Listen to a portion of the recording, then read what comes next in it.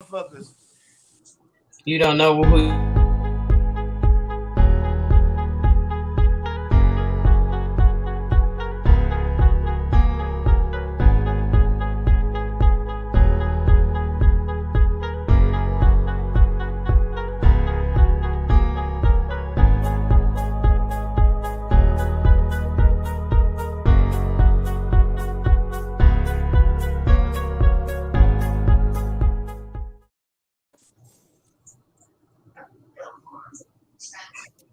Hello. Sorry about the technical difficulties because I know I was on longer than I thought I was. But peace and love. I am your girl, Hey, Leah I just Malia. got a call from the Welcome film to Through company, Our y'all. Eyes. We live. Thanks. So thank you for joining us here at Through Our Eyes. Like I said, I am your girl, Leah Malia. I'm Sarita. I'm great. Sorry. Go ahead. Either way, tonight's show is going to be very interesting. How y'all been doing tonight? Ooh, it's been a long day. Good. I'm good. Long day. It has been a long day for this Sunday. Yeah. Yeah. Beautiful but busy day. Yeah. I'm still driving home. Yeah. Right. Sending safe travels to you as you are traversing back to home from home. Right. You driving right now? What's up? Are you going? Yeah, she in her car. Where are you going? Yeah. I'm on my way home. I was in Birmingham wedding dress shopping. Oh, okay. Are you getting married? I am. Oh, congratulations. That's cool. Sarita. Yay. Oh, that caught his attention. What the hell? Oh. That caught his attention. How you getting Welcome back. Who you getting married to and you ain't told me? You Monty's angels. What the hell? Oh, Monty's angels. No, he That don't make no sense. He got some nerve. We'll talk offline. My life has taken a drastic change in the last. Damn it. That's good. That's great. That's congratulations. I'm a narcissist. He is. You didn't tell me. You And want to y'all, know? you can understand that I'm just as shocked and surprised as you are. You gotta. But it might not be good. You're not gonna make. She is. It's a great situation. It's just. Who is it? He said, "Who is it?" We gonna talk about it. Look at him being all nosy. He's so nosy. I can't even do the Trying show to do now. all your business outside. We'll talk about it offline. We'll talk about it offline. Do the show. Oh, look at him being fake hurt. This is so Oh, I know, cute. right? Fake hurt. Oh. He not fake hurt. He might be hurt for real. We ain't hearing no words. We gonna talk. I promise. All right. Show on the road, y'all. Enough about me. Either way, we're gonna be talking about narcissism with Gracie Phoenix. Hi, Gracie. How you doing? Hello, people. I'm Gracie Phoenix. I'm a survivor of narcissistic abuse, and I have 5 years study and research. I should get a degree. I need a certificate for completion, for real, because I know so much about it now, and unfortunately, it's an unfortunate circumstance. But, yeah.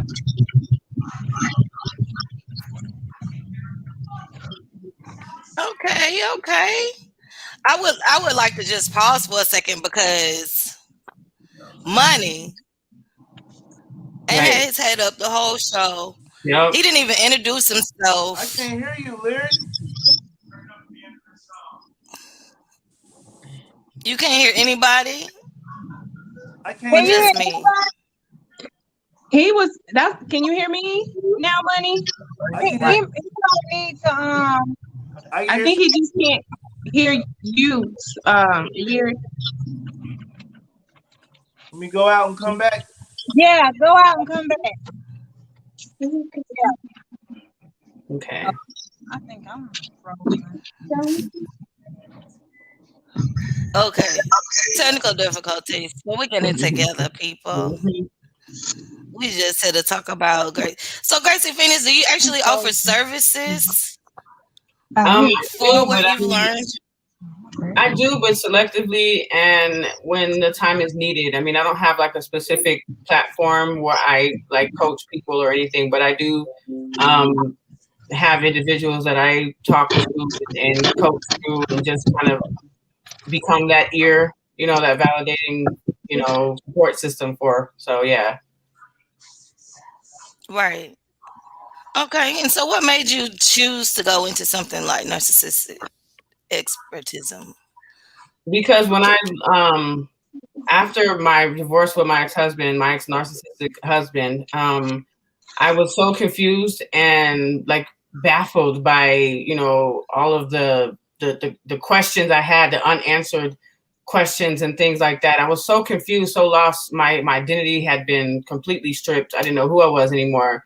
I had become someone else, and I am a grounded type of person. So I know who I am and I stand in who I am. But with this situation, I was in such a disconnect with myself that I started to research personality disorders to try to find out if it was me or him. And I went into like looking up bipolar disorder or borderline personality disorder or autism, Asperger's, all of those type of disorders, those mental disorders, to try to see if there was something that made sense for his behavior. And nothing really matched any of those disorders or personalities. So, and I don't know, miraculously landed on narcissism, and everything that narcissism spoke about was exactly who they were describing, which was my ex-husband. And that's how I learned that he was. Yeah. So, yep. Oh, that's interesting. Interesting indeed, for real. Because I'm pretty sure now I can re-diagnose some of the people I was with, huh? After I give you these traits, boy, I'm gonna blow your mind. Yeah, I'll blow your mind. So do tell. Give us traits, honey. What is these traits, honey? Y'all got y'all notebook out. Get your notebook out. Get your notebook out. I'm going to my phone right now, so I don't switch screens or nothing. But I'm gonna look up some of the traits. You guys can keep talking real quick. Let me just look up some of these traits real quick, and then I'll come back in when I find out, when I pull up from my phone. Yeah, because I got an interesting. Okay, perfect. Can y'all hear me? Yeah, I can hear you. Yeah, I got an interesting angle that I really want to. Okay. About men, because being a narcissist, or just that word, is so popular now. Yeah. And overused. People use it. Mostly women. Mostly women. It's mostly men, really. I ain't never heard no man say, "Man, my girl's a narcissist." Oh no, there's a lot of female narcissists too, and those are yeah. And that's a whole nother side too. A whole nother side. I pulled up the traits. Go ahead, I'm listening. Oh, I like your background. That's cool, Monty. I'm coming over for dinner. You got cool drapes. Yeah. I'm actually packing to move. Aw, word up. Everything on yeah, man, it's because I see, like me, as far as dating, and dating and meeting somebody, there's a fine line. Women use that word narcissist so much that I feel like a lot of women have this image in their head of a relationship, and the perfect man being this guy that just accepts you as you, lets you do what you want to do, and float around and be a butterfly. Yeah. You want to be like, I'm my spirit's a butterfly, and you float around, you be a butterfly, you just do what you want to do. And when you meet a man, or when you've been that way and you've been single for so long, just being a butterfly, that when you come around and you meet a real man that's really wanting to build a future with you, that it comes off as he's being controlling, a narcissist. Yeah. You know what I mean? Yeah. And if you're not a great communicator, which most men aren't naturally. I mean, it's a natural trait of men to not. It's not a bad thing. It's just normal. It's common. Right. There's a fine line. So that's why I believe that too. The bottom of the difference between the fine line of a man stepping up being an alpha male and leading a woman and him being a narcissist. Right. Thank you. Like, It's a fine line. I'll give you the traits. Okay, if you guys want to get to the traits, because in order to be like diagnosed as a narcissist, you have to have a certain number of all of these traits. They all have to. There has to be a multiple. You have to have multiple traits. You can't just have one or two of the traits and be considered a narcissist. You're just a normal person who needs to work on that flaw in your personality. But if you have, a consistent amount of these traits, like 5 or more, then that qualifies you as a diagnosable narcissist. So some of the symptoms are having an exaggerated sense of self-importance, having a sense of entitlement that require constant, excessive admiration, expecting to be recognized as superior even without achievements that warrant it, motherfuckers. Excuse me, because AKA capping. Exaggerated achievements and talents, you know what I'm saying? Be preoccupied with fantasies about success, power, brilliance, beauty, or the perfect mate. Believe they're superior and can only associate with equally special people. Monopolize conversations and belittle or look down on people as they perceive inferior. And there's a long one. That's a lot of them. No empathy is another one. Expecting special favors and unquestioning compliance with their expectations. Taking advantage of others to get what they want. Having an inability or unwillingness to recognize the feelings of others. No empathy. Being envious of others and believe others envy them, and behave in an arrogant, haughty manner, coming across conceited, boastful, and pretentious, and insist on having the very best of everything. The best car, the best office, the best woman, the best husband, the best, there's plenty more. I mean, if I can keep going.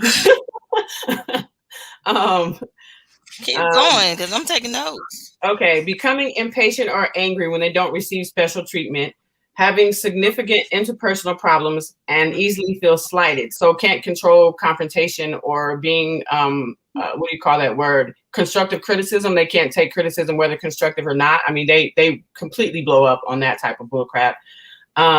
React with rage or contempt and try to belittle the person the other person to make themselves appear superior. Having difficulty regulating emotions and behavior, feeling depressed or moody because they fall short. And then having secret feelings of insecurity, shame, vulnerability, and humiliation. So they're just monsters. You have to have every single one of those traits? No, you have to have 5 or more. I mean, those are some of the symptoms. Those aren't the actual traits. Those are the traits are there's 9 to 12, I think, diagnosable traits. But the symptoms, there's a long list of symptoms, but the traits are shorter. Or there's a lesser amount of traits to be diagnosable. But those are just some of the symptoms, some of the behavior that you can expect to see in people like that. And most of these behaviors in a narcissist, they do all of that. They display all of that crap. Is it possible to be an empath with narcissistic tendencies or something like that? Yeah, I mean, I am. It tends to rub off on empaths. If you've been abused by a narcissist, then you could come off narcissistic every now and then as a defense mechanism. Right. But if you feel guilty about what you did, then you're not a narcissist. If you don't feel guilty, then there you are. Well, sometimes I don't feel guilty about some of the stuff I do because some people deserve what they get. But if they didn't deserve it or whatever, even today I was on the phone with the operator or whatever, regarding something about my credit card, and I went off on the lady, and I had to, at the end of the conversation, I was like, you know what, I'm sorry, I apologize. You didn't deserve that, because I was just being a complete bitch, and it wasn't her fault. So, and then I like how y'all background so neat, and then I'm in my junky bedroom, just I just don't fit in. Oh my Girl, God. you got the best part of the world. If I turn my camera this way, They gonna talk about me. You look like Right. you look like you in your kids' room. I'm in my room. My baby cleaned her room up. I was trying to film from her room because her room was clean. On her laptop, but I couldn't get into my thing right, so I had to come into my room. So I'm in my jacket room again. don't feel bad, girl. Pick up that towel in the back and you good. I got my towel on my window to block the sun out. I know. I did the same thing. Trust me. Yeah, I've been told. I mean, I grew up in foster homes and like group homes, and a lot of those people, foster parents, and there were. Is it narcissists or narcissists? Like, how do you Narcissist? Okay, so yeah. And then I've been in relationships with people that was like that, and then I don't know. I guess I have taken on some of those tendencies sometimes because, like, I know, like, one of my issues, I can be controlling sometimes. You know, I can be, you know, I'm not gonna get in details about my mental or whatever, but I also feel deeply, though. Yeah. You know what I'm saying? Like, I'm very passionate. I have empathy. I have emotions. You understand? But oh my God, sometimes like it can turn off like somebody flip a switch. You know what I'm saying? And I can feel it, you know, and I'm like, well, where is this coming from? You know what I'm saying? Like, I don't know, my mood is changing. I can feel it changing. I can sit there and or any little thing, like somebody, I can be having a conversation, and if they're not on the same intelligence as I am or something, like I get irritated so quickly, you know, like, I don't know, and it's getting worse. That sounds like it's because your tolerance level is so much lower now. You're getting older. You're like, you know what? My patience level is so low now. That sounds like lack of sex. No, shut up. Lack of good sex. Be specific now, because I mean, sex is underrated unless it's great. Okay, so right, but or overrated. What's the word I'm using? It's overrated. It's unnecessary unless it's good. Because if it ain't good, I don't want it. So lack of good sex. But then I mean, you have to be there mentally too when it comes to the sex thing. So you know, a lot comes with that, and maybe I am having lack of sex because I haven't had sex, but I haven't been there mentally to have sex. So it'll be a waste of time, and ain't nobody got time to be walking around with no wet stuff down there just for no reason. Nobody got time. I had other things I'm trying to figure out, you know, like that stuff down there. I'm just saying. She said exactly what I said it, but you thinking it. Yeah, you said what I was thinking. For no reason at all. Like, no, who does that? I need a reason. My birthday is on the 15th, though, right? Coming up. Yes, April 15th. That's my birthday. Oh, It has nothing to do with this show or narcissism or anything. But I just want early birthday. Now, my birthday is coming up on April 15th. I'm not going to say how old I will be. Oh. But yes, I got a birthday coming up. Word up. So crazy ass Aries. Yeah. Yeah. Aries ain't crazy. What's your sign, Money? What's your sign, Money? They narcissistic. No, they're not. I have narcissistic tendencies, is what I'm saying. But I'm like, okay, in Vedic astrology, I'm Aries all the way down from my moon to my sun to my rising.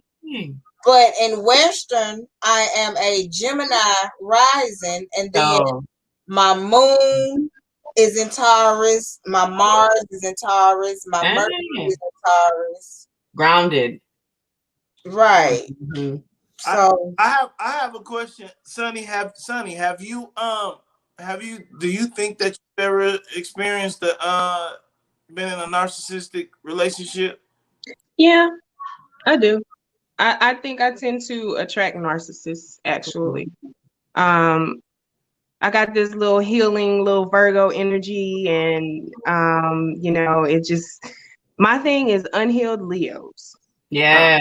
And Leo is the planet that rules Leo is the sun, which is ego. Yeah. So that's it's kind of to be expected with an unhealed Leo, that they would be somewhat narcissistic because they're very ego-based individuals, period. When they're healed, it's great. They're beautiful people. When they're not, like, no matter what's going on with you, your world can be falling apart. But if theirs is falling apart and you're not stopping to help them, you're evil, you're going to hell. They're going to manipulate you. They're going to play you for everything that they can get out of you.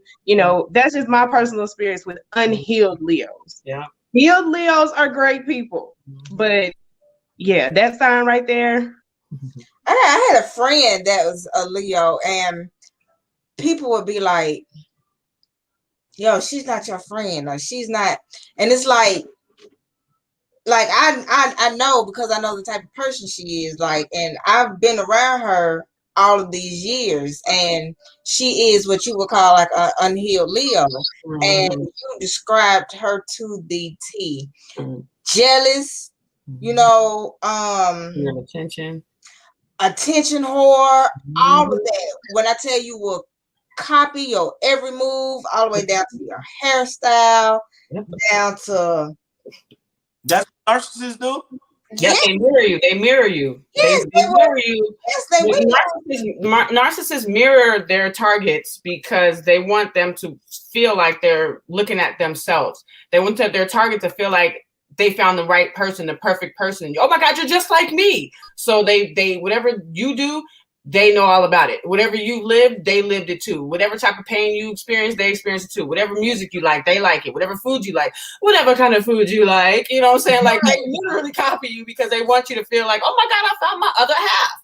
So that's how they trick you. So, so how for the men out there, how do we, because I didn't even realize that. I didn't even realize that. How do we look out for these narcissistic females like Sunny that are so educated? And I mean, ooh,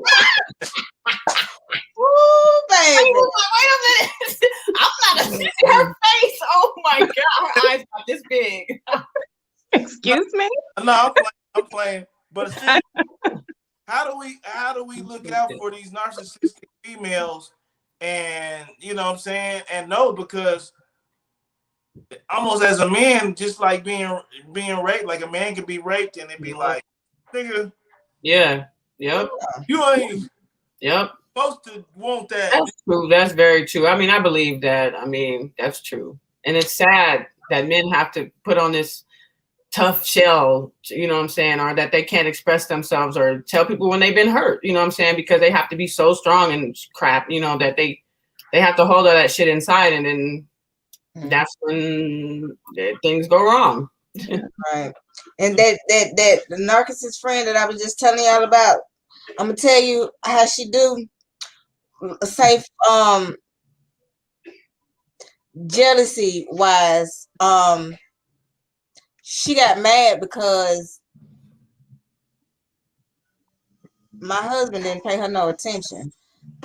Like the type, before I got married, she used to stay with me, and dudes come around, and she was, everybody got their own path or whatever, but if she's not getting the attention whore, then something's wrong. So how dare me get a husband? And I guess she, in her mind, felt like, what makes her better than me, where she gets a husband? Well, all men want me, you know what I'm saying? So, let me do something, and it didn't work. So, y'all know when that didn't work, she completely cut me off. She cut me off. That's good. Bye. Good riddance, motherfucker. Right, like the trash took itself out, right? But I'm just saying, like, I've experienced narcissism from relationship from men and from friendship from females. Definitely. And as far as dealing with it in a relationship, from far as the man, it was, well, I make all this money, so what I say go, what I think is the correct way. They always got to talk about how much money they spend. But if you got all that money, then the little money you spending is not nothing to sit up here and talk about like that. Or, a person sit up here and buy you jewelry, purse, or whatever, just buy you gifts or whatever. And y'all get into it. It's petty because now they want to come and snatch everything they done bought from you. Yeah. It's little things like that leads to bigger issues. Those are just little tiny issues. You know what I'm saying? Well, yeah. And like look over, but those be little issues like a woman nagging all the time or conceited. You know what I'm saying? And it be little, you have to read between the lines and listen to what people really say or what they don't say. Yeah. Right. It's all right there in your face, money. I'm pretty sure you done dealt with some narcissistic women before. Oh yeah. Yeah. I don't know. I'm really eyes itching. I don't know. I don't think so. I don't know. I mean, all those symptoms. It's a lot. I mean, kind of when you're in a relationship, it's like when you love someone, you tend to look over little things. You do, and a lot of times when you're dealing with a narcissist, the reason why you get so engulfed in the relationship and why you can't leave is because they give you, it's like a drug. Literally, narcissistic abuse is a drug. You become addicted to the merry-go-round. You become addicted, and you're waiting for that next fix where they do something nice. You know what I'm saying? And then they go back around and do something mean, and then you're trying to make them go back to who they were, and like, oh my God, so you're doing all this, hoopla, jumping through hoops and stuff, trying to get them to do the nice things that they were doing before, because you're addicted to that person. You're addicted to that entity, because they make you addicted to the merry-go-round, to the, to the roller coaster ride. They surprise you with gifts or, nice acts of kindness, fake acts of kindness. And then they treat you like crap all over again. And, it's just a cycle, and keeps going and going and going. So when they're being really childish and manipulative, you're trying to be like, oh my God, what did I do wrong? How can I fix it? Trying to get that drug back. Like, hurry up, be smile again. How can I make you happy again? And that's why it's a cycle. It's a pattern. So now we're talking about the qualities as exhibited. Once this person, now we have to consider that this also is still a human being that grew up was exposed to certain things. Now, I'm not saying that this is anybody's responsibility. I'm just speaking from the truth. Huh? One second, go ahead. My bad. Go ahead. Okay. I'm speaking from how human beings are psychologically developed. Yeah. So we should also explore on the backside of that, how is this personality created? Where does this come from? Yeah. We can't just like point fingers and point blame at people, because a lot of times this comes from a traumatic upbringing. Yeah. It may come from a narcissist that raised them. Yeah, exactly. Like we can't treat people like lepers when it's not anything that necessarily, they may have an issue that they need to fix or address, but most of the time narcissists are unaware of their narcissistic behavior. Many of them are, because they're master manipulators. But much of the time they don't know that they're being this person that they're being. Okay. All right. Okay. Everything you said is very commonly, spoken.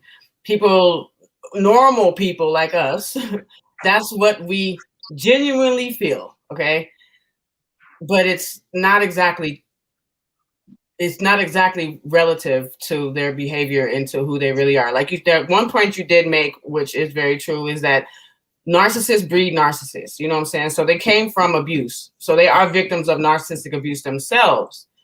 But once they become this masked shell, this empty person, there is nothing that can be done to fix it. Like that's who they are. They're never going to change. They are a lost cause. Let it go. They're never going to change. Don't expect shit to change from them. And the reason why I'm adamant about it is because it took me 5 years to figure that out and to learn that and to accept it. And I've been watching videos from narcissists who make videos and they make YouTube content for victims, right? And there's two people that I follow closely, which is one is Sam Vaknin. He's a professor of psychology. And the other brother is, I don't know, brother. The other guy his name is H.G. Tudor. And he's they all diagnose narcissists, right? I mean, and so they make YouTube content for people like us, and they talk about who they really are. And this is the information that we need. All of the information that we've been getting previously up until this point has been basically what Sunny has been saying, what Sunny just said, right? You know, our conclusions are based off of our normal human beings' mindsets and behaviors and expectations of regular human beings. These motherfuckers aren't human. They are empty walking shells. They're robots walking the earth. There's nothing. They're calculated. Okay, I don't want what I said to get twisted because I'm not insinuating anything about trying to heal anybody. Okay. What I'm saying is let's understand where this starts before we only focus on the outcome. Right. Like I think we need to balance this conversation because everybody's always talking about, oh, he's a narcissist, oh, she's a narcissist, oh, I'm an empath, they're sucking the life out of me. But if we want to stop, you know, or kind of help control this as best we can, we as parents, as human beings, as friends, need to make sure that we are creating environments within our homes, within our households, within our communities where people feel whole and healed so that we can move away from this. I'm not saying anything. I would not tell anybody to stay with a mentally ill person, although we cannot diagnose that individually. Exactly. And unfortunately, most men who we see getting this label are not going to go to a regular doctor, much less a psychologist, especially Black people. So, I'm not saying deal with anybody's shit. I'm saying let's balance the conversation and look at all aspects of what develops a narcissist, where we can kind of start to see these issues bud, and when it's too late. Like this is a process. It doesn't just happen overnight. So. No, you're right. That's true. That's fair. Yep, that's fair. You know, and I mean, like I said, I was married to a narcissist, and we co-parent our son together, and I have to continuously, you know, keep repeating, you know, consideration, empathy, you know what I'm saying, loyalty, respect, you know, integrity, dignity. You know, I have to enforce that all the time. There's no way around it. Otherwise, he will get sucked into his father's, you know, web. So I have to continuously educate my son. He's 7. I deal with that too. My child's father is one. And I just had an incident with her recently where she acted out because of how he is. I don't want to go into detail, but today I had to take her to counseling. And I was outside the door as I was listening to, you know, the counselor, you know, not trying to get, you know, letting her have her space, but the counselor was telling her, like, your dad acts like that because maybe when he grew up, that's how he got treated. Yeah. You know what I'm saying? It's a cycle.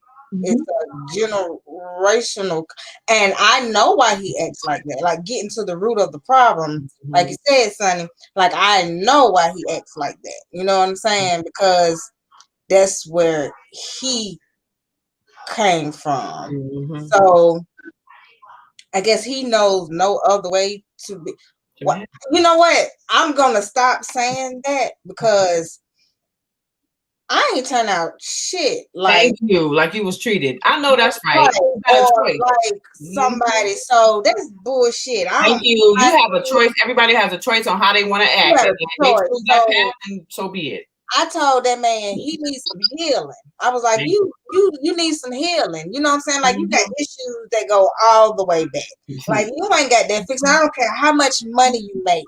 That ain't fixing no issues. I don't care you make over 100,000 and he loves. I make over $100,000 a year. You still got issues. Thank you. You know what I'm saying? And you projecting that on your child, and now your child then damn near killed herself because of you know, in the extreme that you go to, and it don't have to be like that. Like I don't understand, because somewhere in there you got to feel like you going too far. You know the stuff that comes out of your mouth, you know, to hurt a person, or and then when you're people like that, they hurt anybody, but they don't. I don't know. I guess they don't realize. You know what I'm saying? Or it don't click in their head. I don't know. I could tell y'all some stories, but I don't know. It's like something don't click in their head. You know, it's like somewhere in there you know you wrong. You know, or they Here's the thing. They do it on purpose. They do it on purpose. It's intentional. It's calculated. It's planned. It's plotted. Right. And then to go on, we can't hear you, money, about it, like to keep on with that same pattern. Yeah, or like a situation, and Lord forbid you get into it with one of them about a situation. They don't know how to let it go. Oh my God! They keep talking about it and talking about it and talking about it. Like at a certain point, there's no need to keep talking about it. You got to get over it. You know what I'm saying? You can't get over it or heal from it if you're still focusing on this part right here. Okay, we over this part. Now we got to get here. We can't get here because we still here, you know, or they have to justify. They're never in the wrong. No, they never account. They're never in the wrong. And then it's always your fault. In their head, in their delusional world, they're right, and they make up they're right no matter what. They're right. Have you ever brought an issue of yours to a narcissist and watched them spin it? Yep. Have you done that before? Like, hey, I just want to, you know, the other day you did this, and like, I don't really like that shit. Like, we said we weren't gonna do that. Oh. Yeah. Why you always gotta have an issue? Last time, and the other day you did. Now it's about something totally different. Totally different. It's called gaslighting. Exactly. That's what I was just about to say. Gaslighting is a trademark kind of a situation when dealing with narcissists, and they will lie to you and believe it so much themselves. Like they will lie to you so much that now they believe the lie, and like nobody can be wrong. If it's them, like nobody can be right. I said the wrong thing. Nobody can be right if it's not them. Yeah, it's a very toxic transaction, energetically. Like they could never be wrong. They always gotta flip it on you. We ain't talking about me right now. We talking about you and the stuff you do. Well, oh my God, I can't stand it. That's cowardice to me. You know what I'm saying? Like you don't want no accountability. Right, no accountability. Nothing's your fault. You want to blame everybody else. You know what I'm saying? I have my whole everybody in I'm filled with those type of people. They have no fault and want all the credit. I gotta say something though, because this sounds, when you're saying this, I think you're listening to you guys. You are encouraging women that blurred line. Like, so when you start dating a man, let me give you a perfect example. You start dating a man, and you've been single for a long time. Mm-hmm. It starts to get serious where you guys maybe are saying that, okay, I love you, this and that. He's telling you that, you got to carry yourself different around me. You can't just be talking to any kind of man. You can't just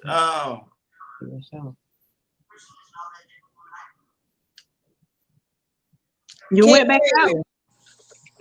No, there's nothing wrong with a man telling a woman to carry herself different. The thing we're saying is little narcissistic tendencies, like when you getting in a relationship and you're desperate for love or whatever, you ain't been with somebody, you will overlook certain stuff. Like I said, people show you who they are right then and there. It's little bitty stuff. Say for instance, red flags. I don't like that hairstyle on you. It don't do nothing for you. I want you to wear your hair like this. Yeah. You know what I'm saying?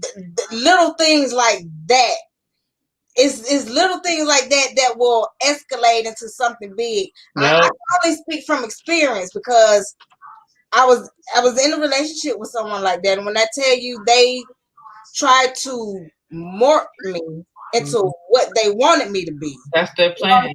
And so when I got with you, you know what I'm saying? You didn't take me for, as I'm talking about every little thing. I had to change my hair. I had to, now you don't like my friends that's been there since forever before you came. So let me finish what I'm saying, because again, this stuff, it sounds real vague, and if a woman is listening, she could take it the wrong way. And so you get in a relationship with this guy, and you used to being single, and so you just brought up the friend thing. Now he got a problem with your friend, or not, maybe not. Now some men like me, I have a great way of communicating, but a lot of men don't. So I'll break it down. Listen, it's not your friend. It's not this. It's this situation. This is going on. This is how I feel. This, But some men just be like, listen, I don't like that bitch. Every time you get with her, you on some whole shit.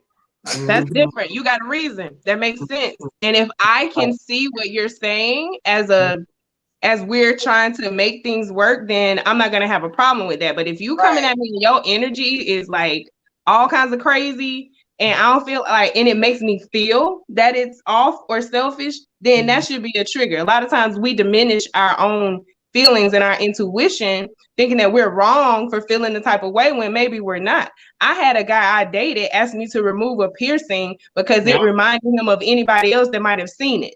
Yeah. Like, what kind of shit? What does that have to do with anything? Thank you. Jealousy.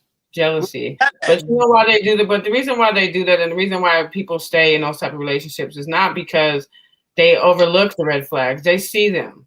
You know what I'm saying? We see the red flags. We don't, but at the same time, see past them. No, not that.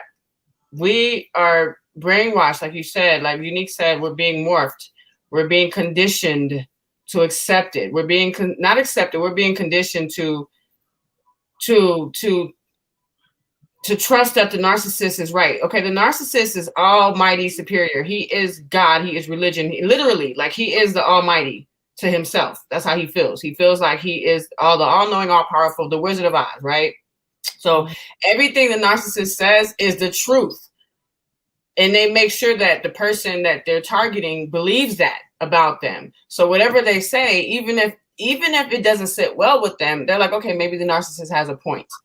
You know what I'm saying? They're it's almost justifying, but not really. It's more like conditioning. It's psychological conditioning, and it's subtle. It's so subtle that by the time the big problems come up, you're fucking like baffled, like, oh my God, how did we get this far? You know what I'm saying? And then you go back and look like, wait a minute, because they started way back then. But that's the thing.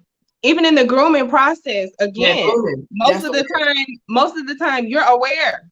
You know that this shit don't feel right. But you don't use your common own gifted sense and intuition. So it's like we get so caught up in the newness, in the infatuation and all of that. Oh, maybe I'm just tripping. It ain't okay, it's not such a big deal. It's just something small. I can do that. I can get over that, whatever. So then by the time the hurricane hits, you didn't leave the house. And now all your shit is destroyed. You included. It's a mess.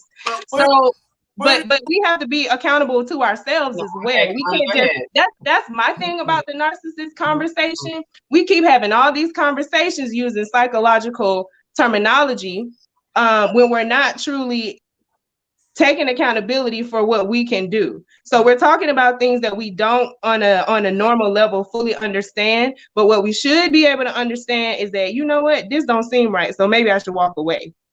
Having been involved with 3 or 4 individuals who have exhibited these qualities, having studied psychology myself, having experienced this, still, I have some accountability in the situation. I had an option. I saw these red flags. I had the option to back up and walk away. And that's you. That's you though. That's you though, Mama. You know what I'm saying? Like, real talk. I mean, like, like I said, I've been watching videos from narcissists to regular people. You know what I'm saying? And you know what you're saying is, I mean, it's just like people. I can't explain it because it's so. It makes me so, like, I don't know. It just pisses me off because it's not being perceived, by the rest of the world or by some people who classify it as like you should take accountability or blah blah blah, and everybody has entitled to their own opinion. So I'm not trying to invalidate anybody. But a lot of people aren't strong enough to. Or I know someone who was in a relationship, and oh my God, he was horrible to the fact, but she was so naive. You understand? And her past trauma, I believe, her wanting to be loved and accepted, to where she put up with so much. But he would do things as far as like tell her she's fat when she's pregnant. I'm talking about like just the mental. I've been there. Yeah. So that's what I'm saying, y'all. I'm not accountability is not the same as blame. Understand that. So in anything that you do in your life, you made a choice and you have to own a part of that choice in your healing.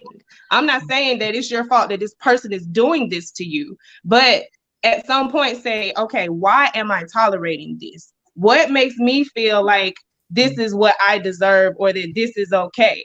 That's how you own your part in the process. And when you can start to actually answer those questions in ways that are healing to you, you'll start to be able to see things that you weren't seeing before and heal yourself, which is the number one step to kind of starting to pull back.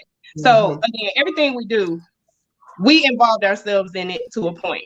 So we do have to look in the mirror painfully. This is shadow work.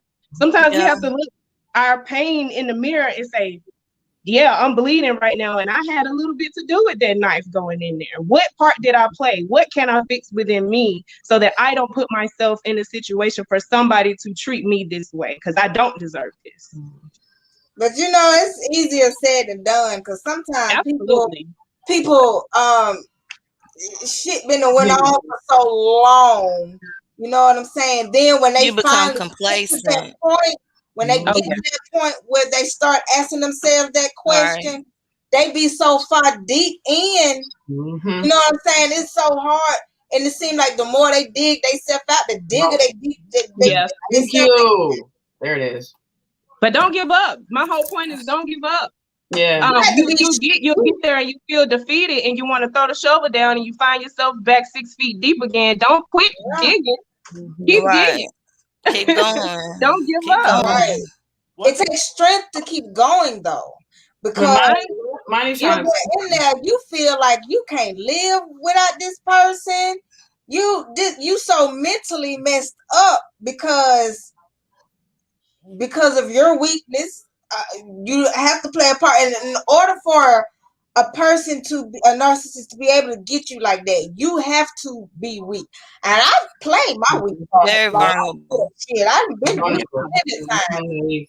But when you wake up and realize, like, hey, I don't deserve this, or I'm gonna tell you what changed me from it. I told the universe, I was like, well, fuck. If this is what love is, then I don't want it. Right, because it was the same shit kept coming to me. And I was like, I ran away from foster homes because of shit like this. But not knowing no better, the shit I was running away from in the foster homes, I ended up running back into the same shit in the streets. You know what I'm saying? So it was hard for me to, at some point, identify that this ain't what it's supposed to be. That was all I knew. So I felt like that's what it was. Right. Somewhere in me was like, well, if this is all that there is, then I just don't fucking want it. Thank you. Right. So then when a situation came back to me when I got my husband, I almost didn't have my husband because that was some shit I wasn't used to. You know what I'm saying? I was used to this right here. So when this came, the opposite of that, I didn't recognize that I almost didn't want it. Yeah. You know what I'm saying? Thank you. Thank you. But I'm so glad that somewhere in me, you know what I'm saying? Like, I got the mind, I got the sense. Everybody don't have that, is what I'm saying. And I'm you know, before we that's a great point. What qualities, what are the good things where you have? How do you know you got a good man? He's a good alpha man, providing and leading. I can't speak for everyone, but I can tell you a situation with me. Okay, so I come from aggressiveness. So when you upset, you holler loud because you want to you're not hollering just to be hollering. You're actually hollering because you're not used to no one listening to you. Exactly. You're hollering so a motherfucker can hear you. Trying to make your part heard. Or, right. So, okay. So right. I'm used to being in abusive relationships. Everything is aggressive and it's fighting. So when I got with my husband, when we got into it, that first heated thing, we got into it. The first thing I knew to do was to haul off and slap his motherfucking ass. You know what I'm saying? Now,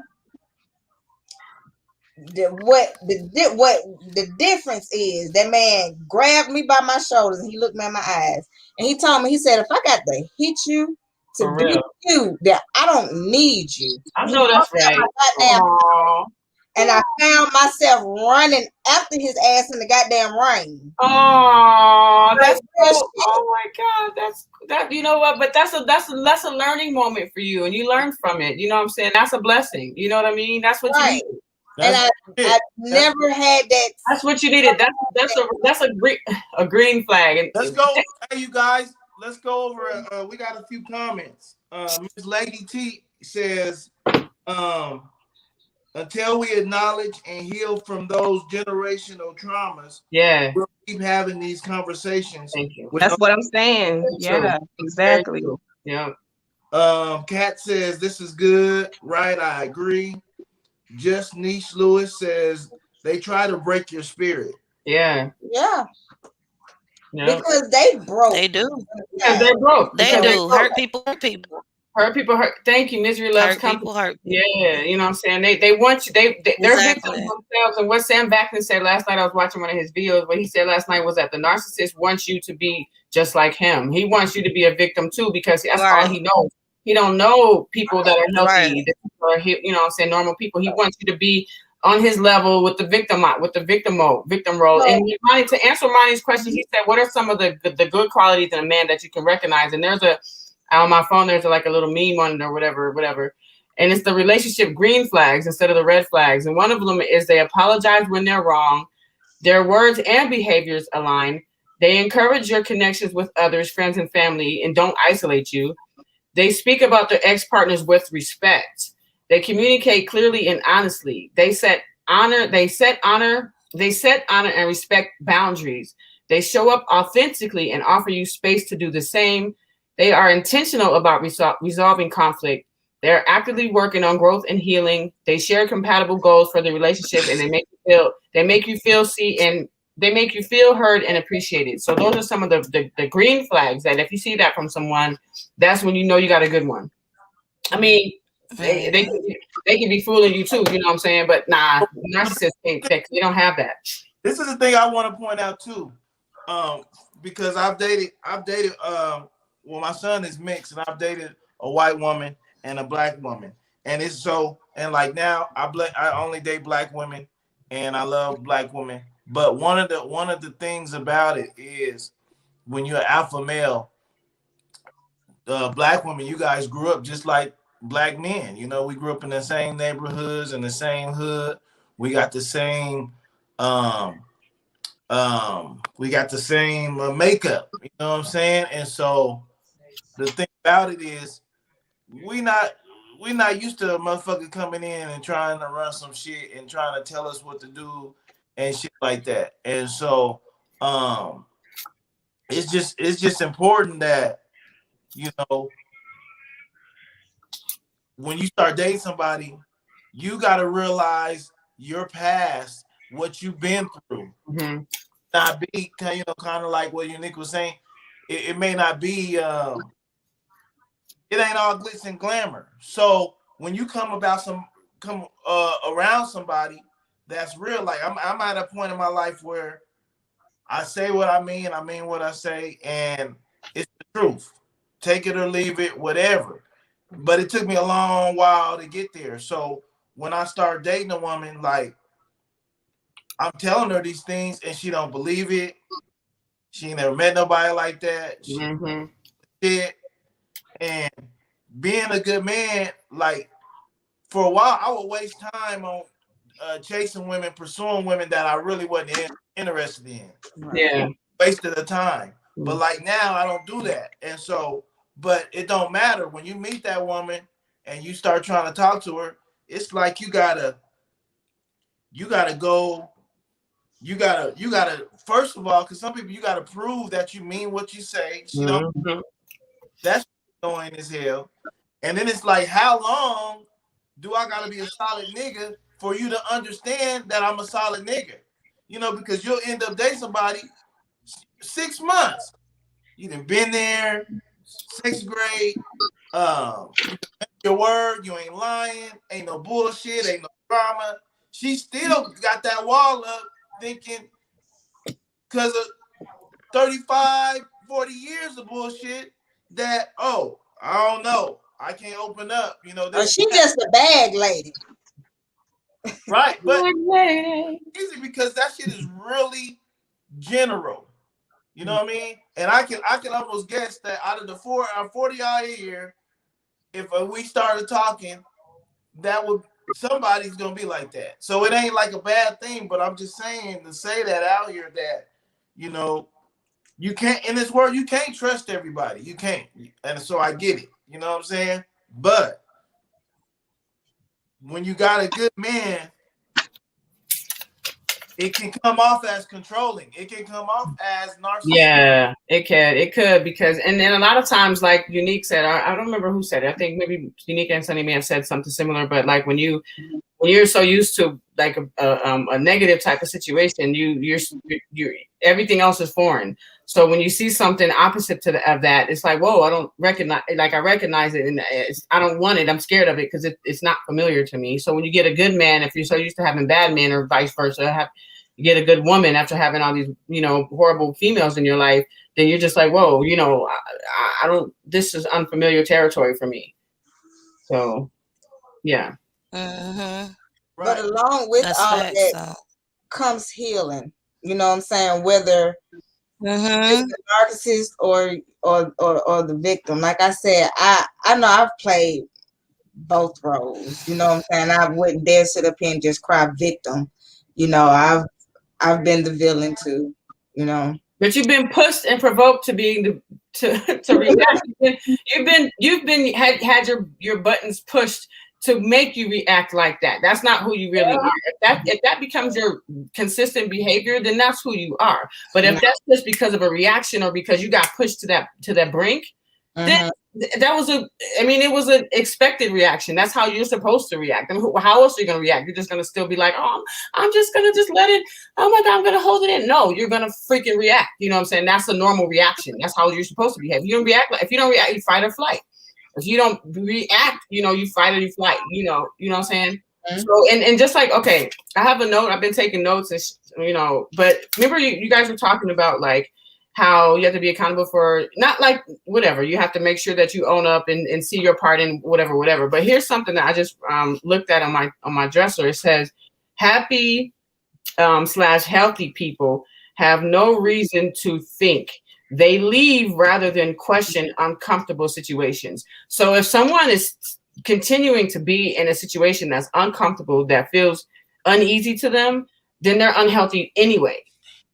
There's something that they have to work on. Again, there's something that they have to conquer within themselves, whether past trauma that they have to overcome and look at shadow work, you know what I'm saying? Looking into your childhood to find out where those gaps are, you know what I'm saying? Fill in the blanks, you know what I'm saying? Because staying in a relationship like that doesn't make you stupid. It makes you unhealthy because something within yourself is unhealed from the past.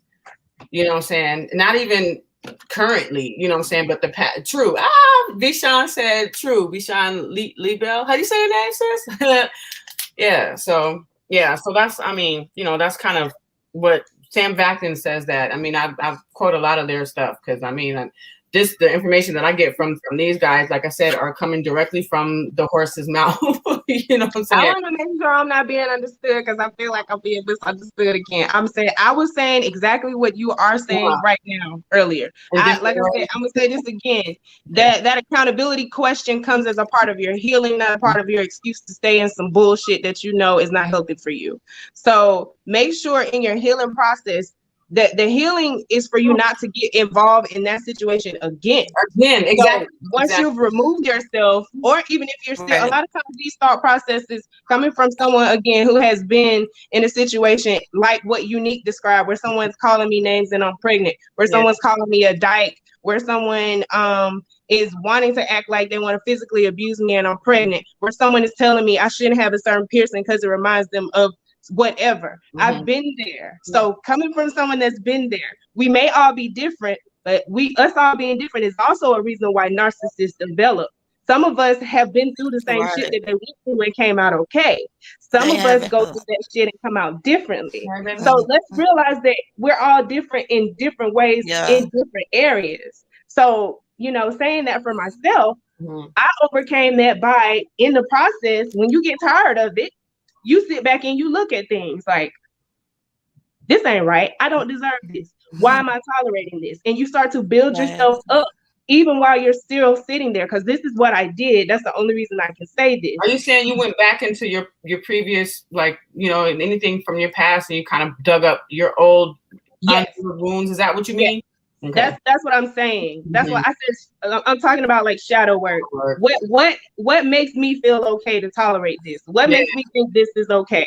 Why am I tolerating this? Why do I feel like I can't leave? Right. Why am I still here? And then when you're asking those questions, answer those questions. And as you answer those questions, you will begin to be able to take your power back and pull it out. But if you don't ask and answer, you don't have any power. You're leaving it in someone else's hands. So that even if you feel weak, if you want to get out of something, if I'm hanging off a cliff and I want to live, I'm going to find some strength in these arms to pull myself up. So that's all I'm saying. No matter what you're facing, and I'm just dropping some encouragement because ain't no full-fledged victims in this world unless you lay down and die. So find that strength inside of you. Find that fire inside of you. Find that person talking on YouTube telling you what you need to do. Find that friend on social media. Find that support group and get the information that you need. Even if you don't want to talk to nobody, observe and build yourself up. Because a lot of times that's what this is. This is where someone's torn you down so much till you can't even take what you know as fact. What does a female narcissist look like? Because I still cannot picture this in my mind. It's pretty much some of the same symptoms, but they use sex instead of a grandiose type of behavior. You know, men, narcissistic women, they don't use the male trait of like grandiosity and like, you know, like that manly, you know, that manly ego. They use sex as a weapon, or withdraws, you know, withhold sex. Example. Or, huh? Example. How they either they hook you, or they hook you, then they withdraw from it, or you know they'll you know what I'm saying, they go back and forth, they reel you in with sex, you know, all the sex you can possibly imagine, for example, or you know, or and then they take it away. You know what I mean? Like you know what I'm saying? Sex is what everything else that I said about narcissists and everything, all the other symptoms that I mentioned before, you know, include all of those in there. But the sex for them. She pussy whip you and then she don't give you no more? Yeah, pretty much. but it's a balance. It's a delicate, you know, it's a delicate balance. Like they have to use it as necessary. You know what I'm saying? They give it, they take it, they give it, they take it, they give it, they take it. You know what I'm saying? So yeah. And then you become addicted or whatever. Yeah. So yeah. I mean that's another pussy. Sorry? They control you with the pussy? Yeah, something like that. And I mean, as far in beauty, you know, they want to be beauty, you know, the most pretty girl in the room, or the most glammed up girl in the room, with the one with the nicest bag, you know, the one with the best shoes, the hottest fingernails, you know what I'm saying? Like, you know, the best makeup, the best wig, you know what I'm saying? So like, it's, you know, it's for them, it's all about the appearance. I mean, it's like that for men too. The appearances, and for men, it's like cars and, you know, how their house looks and stuff. Amber says greetings. Hey, greetings. So for the men, it's, you know, the way that they show off is like their possessions. But for women, it's like their beauty. And beauty is the beauty, and their, you know, their accessories and stuff like that. So it's basically like they use what they have to make you what they want you to be. Mm-hmm. By teasing you with the things that they know will reel you in, and then taking them away, and then making you feel bad about them taking it away, and then they might give it back if they think you deserve it. Like it's the cat and mouse game, right? Oh yeah, dangling the carrot. Yeah. So I'm going to get into some narcissistic facts that I learned about, and I took some notes from Sam Vaknin actually last night while I was up. I didn't sleep, actually. I was taking notes, man. So these 4 facts are actually like the foundation of narcissism, and they apply to each narcissist no matter what level or place on the spectrum that they fall. So all these 4 facts are in every narcissist. So one of them is the precocious child. Like they're smarter than their actual age. Basically, they pretend to be smarter than they actually are. Their uniqueness, they're basically a toddler, like a child in an adult body. You know what I'm saying? That's one. 2 is the conquering hero, the Superman or the Shiro, Shira. They need people to validate themselves, their false selves. And they come off as the savior, you know, the knight in shining armor, the one who can come and save you. The 3rd is the father or guru, or mother guru, right? Because it's you know, it's not particular. It's not specific to men. You know, it's for men and, you know, men and women can be narcissists as well. So the father or mother guru.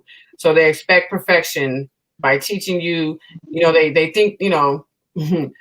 They come off as if they're teaching you something new about life, like something you didn't already know. Oh my gosh, and you may have already known it, but you give them credit. You know what I'm saying? They have infinite knowledge. They punish you, like you said, discipline you. They bounce between father figure and child, or mother figure and child. So they go back and forth between I'm the parent. Oh, now I'm the child. I'm the toddler again. I'm the father. I'm the mother. Oh my God, and I'm the victim again. You know. Let's see. Let me see. I got so many notes. That's 3, I think. Hold on. Wait. And then 4 is the God complex. So they come off as like the all-knowing, the almighty, the all-powerful. You know what I'm saying? That's the Israelites. The Israelites. You talking about? I'm not gonna. I'm not gonna say. I'm gonna touch on that. I'm not gonna say nothing. I'm gonna just laugh. But yeah, so those are like the four, the four foundational facts of narcissistic personality disorder for every person that walks around here in his diagnosed or undiagnosed as a narc. So we call them narcs. In the community, we call them narcs. Narcopath. I love that word. That's what they are. Yeah. Agents in the system. Exactly. They're vampires. Yeah. Yeah, no, yeah. Tell your reality. Yeah, they do. It's a shame. But I'm gonna send you guys some links. I'll send it to Money, and maybe we can get us in a group Facebook Messenger chat so that I can make sure everybody gets the same, all at the same time. But I'm gonna send you guys some videos that I was watching last night. These two, and they're particularly long and very well elaborated. So the first video is like about an hour and a half, or no, it's like an hour lecture. And then it's an hour video, and then sitting in front of the computer video, and then the second one is a 3.5 hour lecture. They're both from Sam Vaknin, and he talks about narcissism, what narcissism is, and how to identify narcissists, and what the narcissist thinks and how they feel, and explains narcissism, explains how narcissists really are, as opposed to the way that people project them or the way that people perceive them or misinterpret them. So I want you guys to take a look. And you can take your time and watch it, but I really want to share this information because all of the stuff that's been coming out, has been, it's been helpful, but it's also causing more confusion because there's no real validity behind it, because you can't speak on something that you're not, you know what I mean? You can't talk about being a man if you're a woman. You have no idea what that looks like. You're not a dude. You know what I'm saying? So you can't, the same thing goes with narcissists. You can't talk about, this is what the narcissist is, and no. That's all BS because it's opinion. But he's coming from an actual narcissistic standpoint. He's on the front lines. He is a narcissist. So he's telling you, well, Gracie, are you a therapist? This Lady T. Smith, no, I'm not. I'm too lazy to take the classes, man. I don't feel like doing all that shit. But no, he is a survivor. I'm a survivor. I'm gonna make it. Narcissist, back to back, some of the toughest ones. Once he was with, he had the best sex ever. She recognized the narcissist knew it. That was another reason I couldn't leave that ass. I was like, fuck that. I'm not going nowhere. I'm gonna play with all this shit. I'm staying forever. And then I was like, you know what? Fuck the bullshit. I will just have to be horny for the rest of my life because I'm not putting up with this shit no more. Peace. So yeah, but I'm gonna send you guys some videos. So, but you can't talking about something that you can't actually identify with personally. It's hard to be actual and factual. You know what I'm saying? You can have all the opinions you want. You may be on point with a lot of the stuff that you say, but most of it is probably going to be completely off. So I'm gonna send you guys these videos, and we have to start sharing videos from content from people who are actually sharing the true information instead of all of this merry-go-round confusion. 5 years it took me to actually okay, Lady T. Smith, all this confusion that it took me so long to just there's one other thing that HD Tudor said to me, or not to me. He was talking to me. I felt like he was talking to me. I needed to hear this, yo. Mm-hmm. He said, anyone who has repeatedly abused you never could have loved you. HD Tudor. So, now that's like a rock. But I need that shit. Now I'm officially over it. That's it. That's all it took for me to be like, oh shit. Oh, cut the cord. Boop. That was it. You know what? My mother-in-law told me that she was telling me stuff about her husband and some of the things that she went through. And I don't want to, it is what it is. I don't know who watching this or whatever. But I remember I asked her, I said, well, when did you know he loved you? And that lady told me, she looked me in my eyes and told me, she said, I don't think he never did love me. And I never understood that until she was like, if he did love me, he wouldn't have kept hurting me like he hurt me. But one reason why he kept hurting me is because I allowed it. You didn't allow it. Hello. You were unhealthy. You were unhealthy. Okay, yeah, I feel you. She was saying she allowed it. She was like, but he hadn't got so comfortable doing the stuff he was doing, you know what I'm saying? So when she finally wanted to put a stop, you know what I'm saying? Like but yeah, she was like, she don't think he ever really did love her, because if he did, he wouldn't have kept hurting her like that. And that's what right. The most. We gotta love ourselves more. But that's what hurts the most. So I mean, because you're unhealthy to begin with, you know what I'm saying? So loving yourself, even if you feel, complete or whatever, even if things are going well and you have a moment of like complete and utter happiness, there's still so much unhealed trauma that the true love for yourself hasn't even really exactly. You know what I'm saying? So loving yourself is all good and dandy, but when you're an unhealthy person, you don't even, you don't even recognize that you're being abused. You don't even recognize it as abuse. It's something that is familiar to you. So that's like, oh, that's what it's supposed to look like.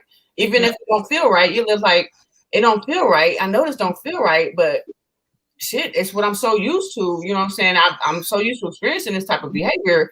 You know what I'm saying? And I didn't have I didn't have narcissistic relationships, like intimate relationships ever. But my sister was very cold to me. She was narcissistic. You know what I'm saying? I don't know. I haven't even gone into like trying to figure her out, because all I did my whole life was try to please her. Everything I did was try to make her love me. And I realized this like fucking the last podcast I did was a couple days ago with the sister from the UK. We did a narcissistic podcast, podcast on narcissism, and she said something to me that made me. It was a light bulb for me. It was like, damn, epiphany. She said something or whatever, and I was like, well, then maybe I was codependent. At least with him, I was codependent, because I had so much unhealed trauma from my sister that I felt like when I noticed the abuse patterns that my ex-husband was doing to me, that my sister used to do to me, my ex-husband did to me. I was like, oh shit, well, this is home, So I didn't even realize, I realized it didn't feel right, but you're so used to that pattern or whatever. So, I mean, I don't know.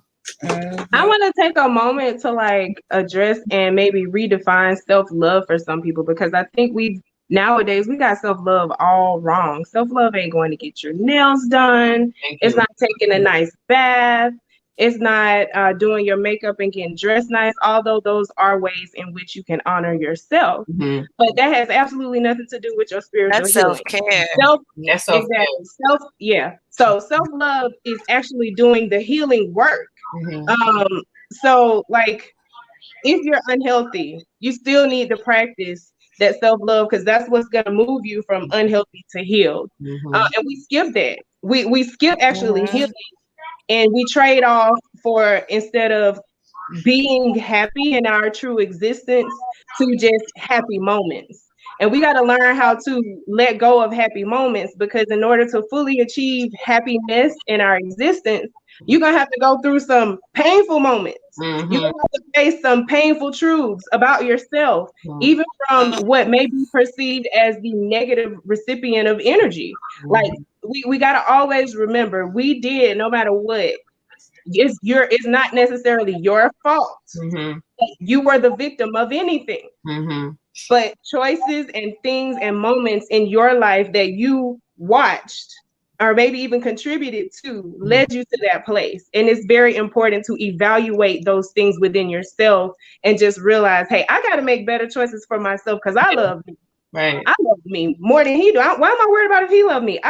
Do I love me? Because I'm taking this shit. You know what I'm saying? We have to build our confidence and strength up to be able to actually say that. Mm-hmm. A lot of times you're torn down so much till you can't even say that. Right. But when you're loving yourself, when you're giving yourself that time and attention, and you have done that before, it's hard for somebody else to come in and take that away from you. So let's make sure we're continuing to. That's true. I like that last point. Thank you for saying that. Build our children up. Thank you. No problem. Thank you. That last part that you said resonated. I'm gonna go rewind that after this so I can rehear that. I needed to hear that. Cap, I just want to say, that yes, a true narcissist is at the end of the day, this is the United States. You're a free person. You free to do whatever you want to do. Not to take it light or nothing, but if you're not happy, and if you're not happy, if it's true narcissist or not, you don't have to be there. Right. It's all about choices. A good relationship, a lot of people will challenge you. You really got to be in tune with yourself and know, when you got somebody who's good and who's challenging you to get out of your comfort zone, and just some real weird ass, over the top ass narcissist shit. People like it. Some people want a narcissist. You know what I mean? Remember, your healing is your responsibility. Some people are addicted to it. Right. And so I just want to say, to everybody out there, to the beautiful queens on the podcast and everything, let's just continue to try to develop and love and challenge each other. And if you really want love, the thing about love, and to really love somebody, you have to be vulnerable. Yeah. At some point, you gotta trust that man or that woman and give them a chance. And it's not guaranteed it's gonna work out right. There's no right, but you first gotta love and trust yourself, most importantly, in order to know how that is. Don't know how to do that. So there need to be. That's why this is gonna be a part 2.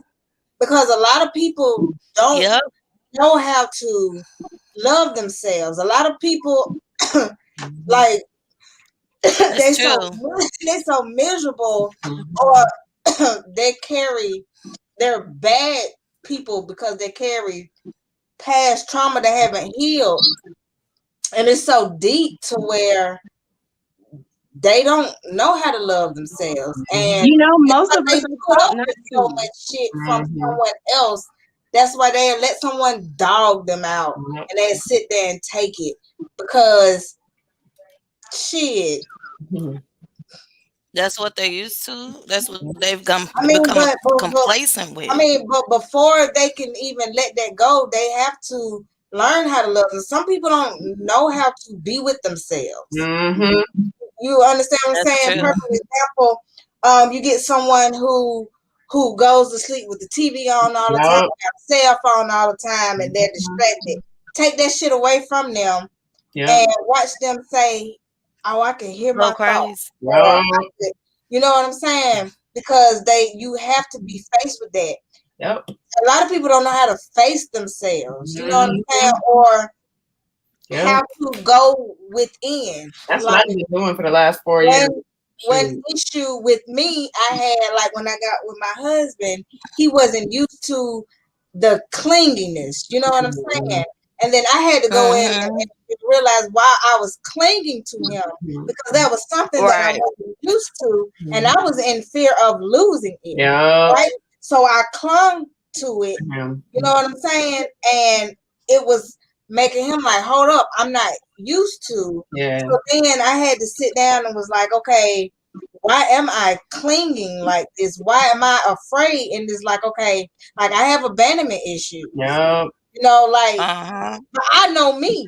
You know what I'm saying? So when I sit down and had this conversation with myself, and this is really how I have conversations with myself, like, right? So I had to sit down and explain to him, like, this is why I'm like this. You know what I'm saying? What is happening? I have issues, and this is some dope shit that I'm not used to, and I really don't want to lose it. You know what I'm saying? Right. So it was just, but enough about me, you know. But anyway, just for y'all out there, this is through our eyes. Come on, close to my screen now. Realize, or why am I letting this man beat the shit out of me? Do I not feel like I'm worth more? or one reason, I got a kid with him. So I have to take this. Like, no, you don't. No, you don't. Or I mean, I felt like that at once upon a time. I can't. I'm sure we all have. Man, like that is so far from the truth. Like that is one of the biggest lies ever. You know what I'm saying? So if you're out there and you're going through that, like you set yourself up telling yourself, well, I can't do it. Or we'll make excuses, you know what I'm saying? Or you get comfortable. You know what I'm saying? And it's like sometimes you gotta get up out your comfort zone. That's my son. All right, y'all, I gotta get ready to head out. No, you good. Where did everybody go? Is the show over? No, I gotta get ready. No, I'm still here. I gotta wrap this up because I have to get dinner started. I don't cook. I'm lying. I gotta go to the store and go buy some food. Go to the restaurant and order my takeout. Ain't nothing wrong with that. I don't cook no more. I'm triggered by cooking because I used to cook all the time with my ex-husband. So cooking is a trigger. I'm like, I'm not touching shit. I'm not going. That shit is real though. It's real though. I'm traumatized. I had a moment like that, like when I was growing, I had to clean up all the time. Clean up all the time. And then when I got grown, like part of my anxiety, relieving my anxiety, I would have to clean up, and that would kind of help me relieve my anxiety. And then one day, I was so overwhelmed, and it was like I always feel like I'm cleaning. That was like I'm grown. Like, you know what? If I don't want to clean up today, I don't have to. Ain't nobody finna do nothing to me. And that was the best feeling to sit there and like, fuck it, I ain't got the goddamn clean up. You know what I'm saying? That feels so good. It was so good. And that probably ain't got nothing. I love tonight's topic though. Well, tonight's guest, because we ain't even got into the topic. But tonight's show is actually a segue into the topic that we have. So we're definitely doing a podcast part 2 of this within the next week. Next 2 weeks. Because we do this every other week. So we will be doing a part 2 for this show. In particular, because it goes into generational curses, because we spoke on that tonight. So maybe that's why we having some of the issues that we're having. So we're going to get into versus lack of self-accountability. Are we really being responsible for ourselves regardless of what had happened? If we know better, why aren't we doing better? And we've already stated the solutions. The number one solution is doing a lot of shadow work, going into self and saying, okay, let me control what's going on within my own being. And so once we learn how to do this all as a collective solo, then we can come in as a collective unified. If that makes sense. That made sense. I ain't finna say if that makes sense. That makes sense. So we will be back. Forgive me, y'all, for talking to myself. I didn't mean to be rude. Real life is happening. Okay. Real life is happening. I had a whole incident. I had to step away for it. So real life is happening. Shit. This is live. This is live. We ain't cutting nothing and editing and all that. So this is what they get.